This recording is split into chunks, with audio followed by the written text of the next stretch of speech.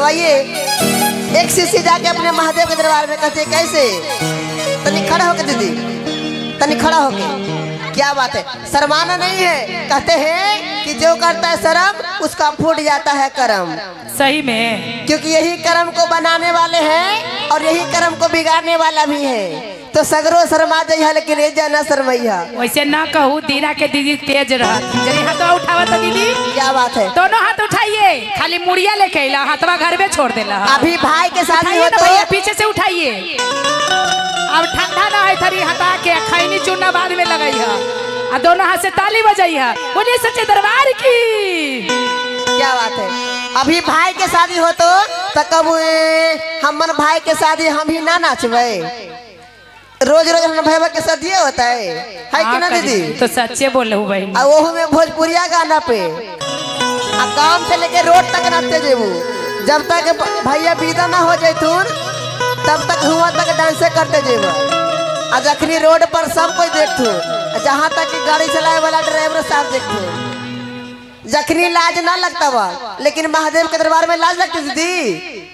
अच्छा कौन कौन लजा है, कौन कौन हाथ उठाइया, लजाए वाली हाथ उठावा तो 1 गो 2 गो 3 गो 4 गो 5 गो तो उन्हीं लजा हा तो हाँ उठैला काहे दीदी हाथ।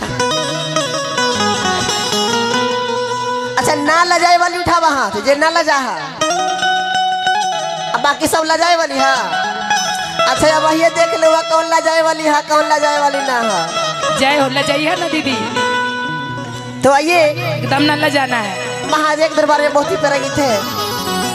एक शिष्य जाके अपने महादेव दरबार में कौन भाव में कहती है,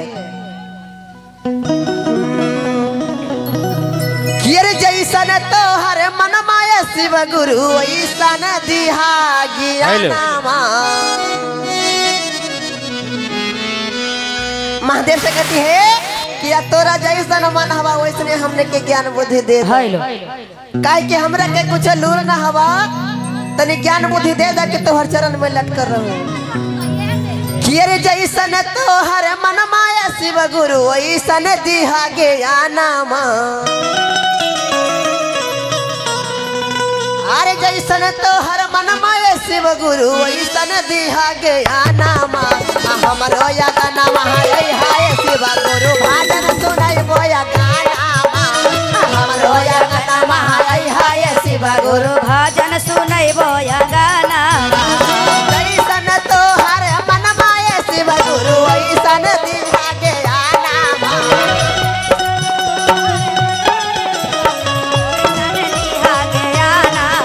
अरे जैसन तोहर मन माया शिव गुरु ऐसन दिहा ज्ञानामा।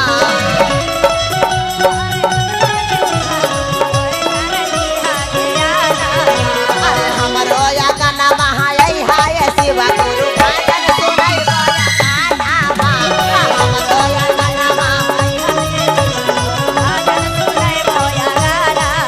अरे हमरो या गानामा हाय शिव गुरु भजन सुनाई बोया गानामा।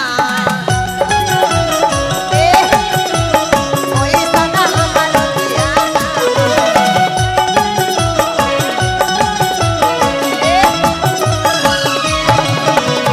कैसन तोहर मन माया शिव गुरु चर्चा में होवा न सहाइया। कैसन तोहर मन माया शिव गुरु चर्चा में होवा न सहाइया। अरे दिया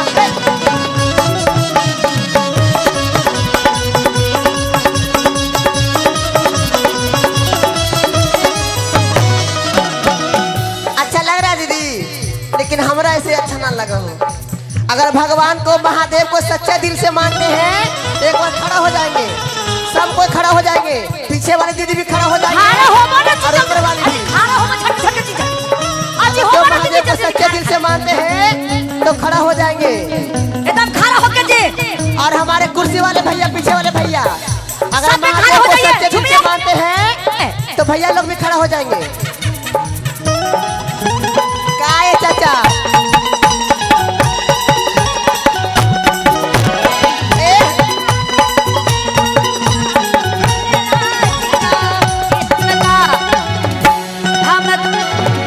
हम का चल रहे तोहरे से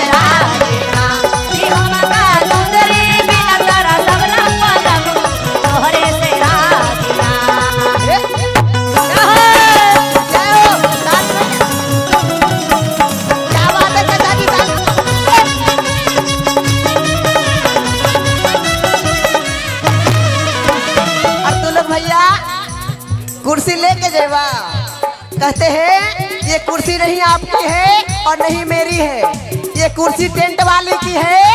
आज रहेगी सुबह चले जाएगी, इसलिए दूसरा के धर्म पर उतना हाथी ना काट दी। इसलिए भगवान के भक्ति में झूमिए, क्योंकि बहुत सौभाग्य की बात होती है जब महादेव के दरबार में झूमने का मौका मिलता है, हाजिरी लगाने का मौका मिलता है कि ना दीदी? जैसन तोहर मन माया शिव गुरु ऐसन दिहा के आनामा।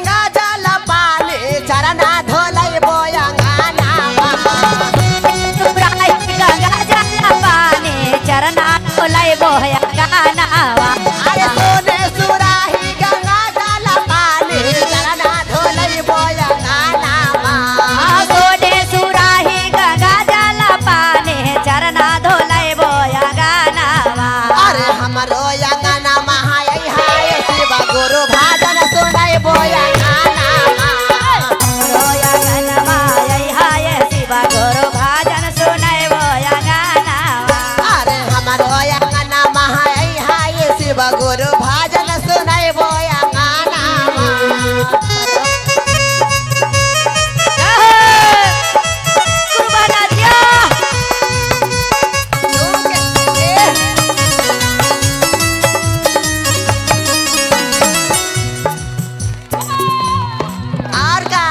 और का कहानी। अरे सोने के प्राता में भंगिया धतुरवा भोगवा लगाई बोया गाना। सोने के प्राता में भंगिया धतुरवा भोगवा लगाई बोया गाना। अरे सोने के प्राता में भंगिया धतुरवा भोगवा लगाई बोया गाना।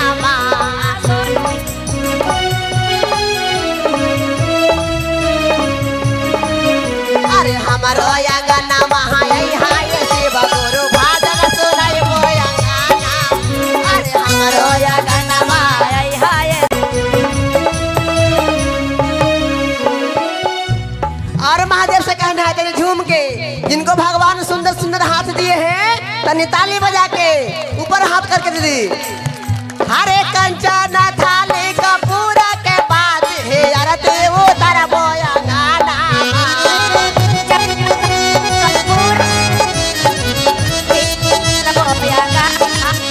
अरे कंचन थाली कपूर के बाद हे आरती उतार बोया गाना।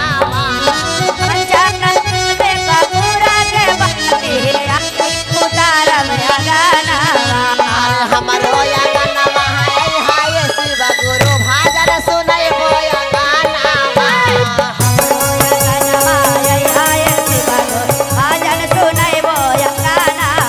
अरे नहिरा में दीहा भैर भतीजावा ससुरा में भरलो भंडारावा।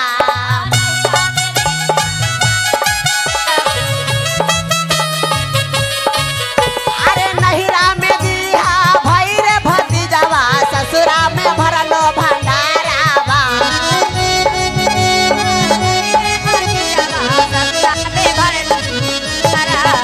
अरे हमारो या गाना महाई हाय शिव गुरु भाजन सुनाई बोया गाना। अरे हमारो या गाना महाई हाय शिव गुरु भाजन सुनाई बोया। अरे हमारो या गाना महाई हाय शिव गुरु भाजन सुनाई बोया गाना। और प्रेम से शंकर भगवान की जय। हर महादेव की जय। क्या बात दीदी, बैठे दीदी।